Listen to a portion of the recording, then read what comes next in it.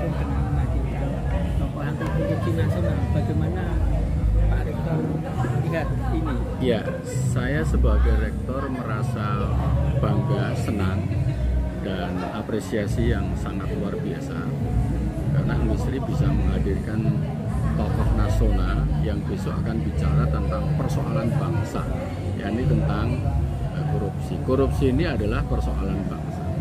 Ini saya kira sangat penting, dan kehadiran Pak Abraham ini sangat luar biasa. Jadi saya selaku pimpinan perguruan tinggi Unisri apresiasi kepada Fakultas Hukum dan terima kasih pada Pak Abraham yang di tengah-tengah kesibukannya bisa meluangkan waktu untuk memberikan pencerahan kepada para mahasiswa di Universitas Slamet Riyadi khususnya dan umumnya masyarakat Solo. Nah, karena Solo menjadi kota yang penting juga untuk ikut mendobrak tentang korupsi. Meskipun di Unisri tentang pembinaan mental kebangsaan, tentang materi anti korupsi itu juga selalu dibicarakan. Tapi kan narasumbernya juga apa ya, biasa-biasa. Kalau ini kan biasa tambah luar, jadi luar biasa. Ini budikan luar biasa, panitia ini ya luar biasa. Saya juga tadi nyampaikan Pak ini kebanggaan bagi Unisri lah, dan kebanggaan bagi masyarakat Solo. Kaitan dengan Unisri kan punya tokoh yang bisa menjadi contoh karakter building Pak Slamet Riyadi yang memiliki kegigihan juga kebangsaan, termasuk dalam fokus pemberantasan korupsi yang memang sekarang lagi digaung-gaungkan karena diketahui bahwa lembaga anti rasuah seperti KPK kok dinilai masih melempem lah. Perlu semangat seperti ini juga untuk menyemangati sivitas akademika apa juga ke masyarakat sendiri bahwa inilah Unisri bisa berbuat sumbang saran pada bangsa yang lagi di tengah semacam perlu pemberantasan korupsi, semangatnya digaungkan lagi. Bagaimana? Betul. Jadi kan seperti Unisri sendiri kan nilai-nilai dasar Slamet Riyadi yang ada 9 nilai itu ada kejujuran, ada apa ya, rela berkorban untuk kepentingan umum. Ini kan penting. Jadi, korupsi itu kan erat hubungannya dengan kejujuran. Kalau orang korupsi sudah tidak jujur, kan begitu. Di samping itu budaya kerja Unisri kan ada budaya super ertraka itu responsibility, bekerja dengan tanggung jawab dan bisa dipertanggungjawabkan. Ini persoalan karakter, sehingga saya kira materi-materi terkait dengan korupsi ini sejalan dan sesuai dengan visi kami seperti ini. Visi Unisri kan menjadi universitas yang unggul di tingkat ASEAN berdasarkan nilai-nilai Pancasila dan nilai Slamet Riyadi di tahun 2026. Sehingga ya ini sesuatu yang memang harus dilakukan secara terus-menerus, berkelanjutan, tidak berhenti dalam rangka mewujudkan negara yang maju. Negara yang maju tentunya korupsi juga harus dihilangkan. Ya. Saya kira itu Pak. Oke, matur Mbak Nun.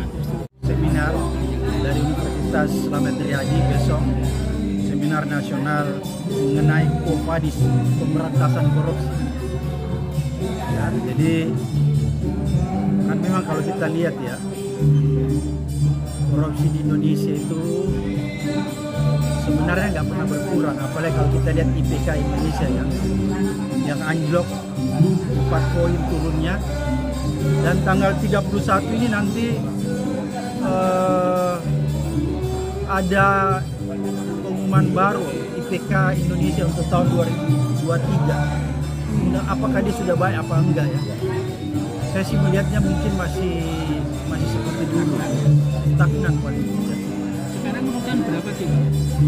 Waduh, kalau urutan itu dia 42, artinya dia turun 4 poin ya, 4 poin dari sebelumnya. Jadi ini sejarah paling buruk pemberantasan korupsi. Kalau orang tanya apa penyebabnya, kalau menurut saya itu ada 2. Pertama, karena undang-undang KPK yang lalu itu kan direvisi ya, undang-undang tahun 2019 ya, dan hasil revisi undang-undang itu sebenarnya tidak bukan menguatkan, tapi justru melemahkan KPK ya. Sehingga kalau melemahkan maka agenda pemberantasan korupsi pun juga tidak berjalan sebagaimana mestinya. Jadi wajar kalau dia turun. Apa penyebabnya? Karena itu tadi adanya revisi undang-undang. Dan masih banyak lagi penyebab-penyebab lain ya. Tapi menurut saya faktor utamanya di situ kalau kita melihat. Kalau kita lihat kelembagaan KPK sekarang kan tidak seperti dulu ya. KPK-nya sekarang itu menjadi lemah karena undang-undangnya juga tidak sekuat yang lalu. Belum lagi kalau kita berbicara kedudukan KPK di bawah undang-undang tahun 2019 ini beda dengan yang lalu. Setelah hasil revisi ini, kelembagaan KPK itu dia berada di, istilahnya kalau dalam undang-undang itu berada di bawah rumpun eksekutif. Jadi dia tidak independen lagi. Kalau undang-undang lama itu kan menempatkan KPK menjadi lembaga independen, terbebas dari kekuasaan eksekutif, legislatif maupun yudikatif.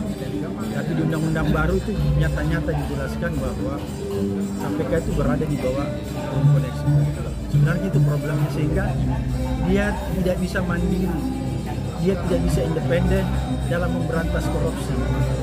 Kalau dia nggak bisa mandiri, dia nggak bisa independen, ya pasti bisa diintervensi oleh kekuasaan, utamanya eksekutif. Dan itu yang terjadi sekarang. Contohnya apa? Banyak sekali kita lihat politisasi hukum, kasus-kasus baik di kejaksaan maupun di KPK. Ya rata-rata kalau kita lihat kasusnya tidak murni hukum, tapi ada unsur-unsur politik. Sebenarnya itu intinya. Jadi besok sebenarnya mungkin kita bicara mengenai hal-hal seperti itu. Quo vadis, pemberantasan korupsi. Quo vadis.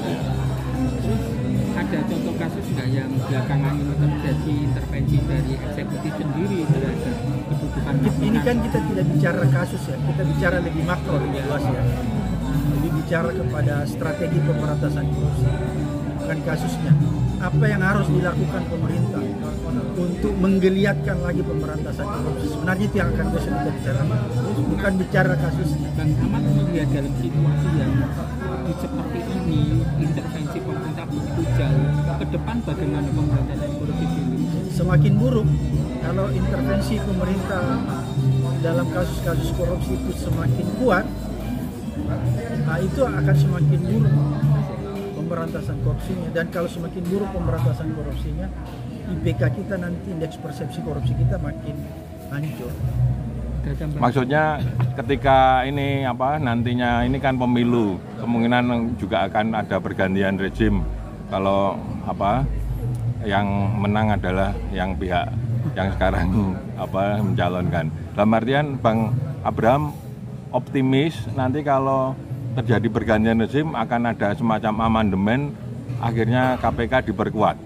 Bagaimana itu ke depan? Itu tergantung ya, kita lihat nanti siapa kira-kira yang akan keluar jadi pemenang, siapa presidennya. Karena kalau kita lihat kemarin debat atau penyampaian, bukan debat ya, penyampaian visi misi tentang pemberantasan korupsi di KPK itu kan kita lihat ya, baik paslon 1, paslon 2, paslon 3, ketiga-tiganya menyatakan bahwa akan memperkuat KPK agar supaya KPK bisa lebih independen dan lebih berdiri. Tiga-tiga calon semua mengatakan itu, tapi dia tidak menjelaskan apa yang dia akan lakukan untuk memperkuat KPK. Kan harus dia jelaskan supaya itu konkret, karena kalau sekedar ucapan bahwa akan memperkuat KPK itu nanti seperti retorika saja. Seperti di masa lalu. Di masa lalu kan juga Pak Jokowi bilang akan memperkuat KPK kan.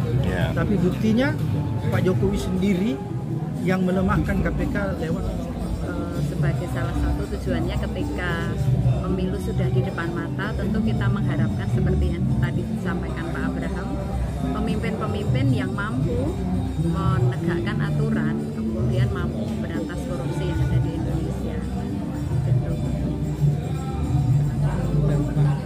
Ya.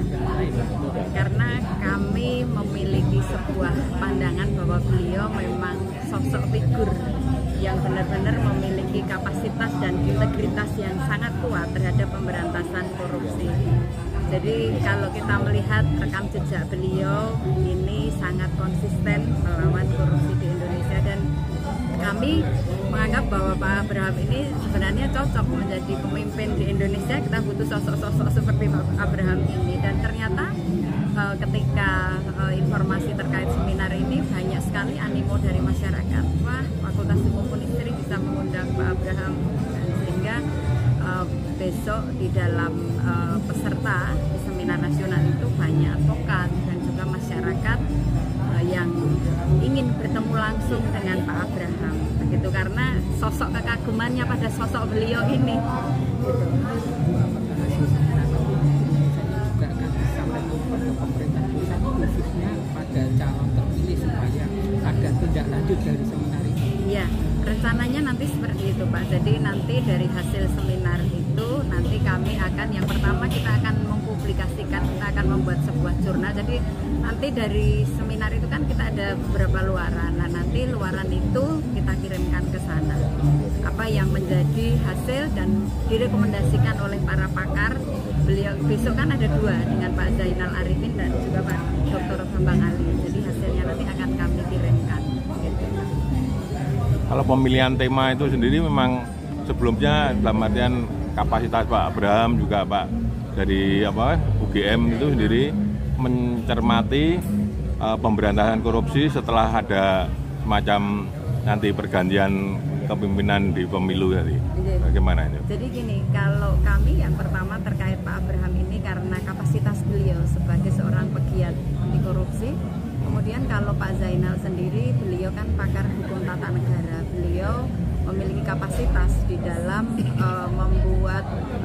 mengevaluasi kebijakan-kebijakan secara substansi ataupun secara empiris yang ada di lapangan. Jadi kalau kemarin dari 2 pakar yang kami pilih ini memang kami merasa benar-benar beliau-beliau ini adalah sosok-sosok yang pas untuk menyuarakan sesuai dengan tema kami. Mungkin Pak Rektor ada tambahan sedikit Pak, besok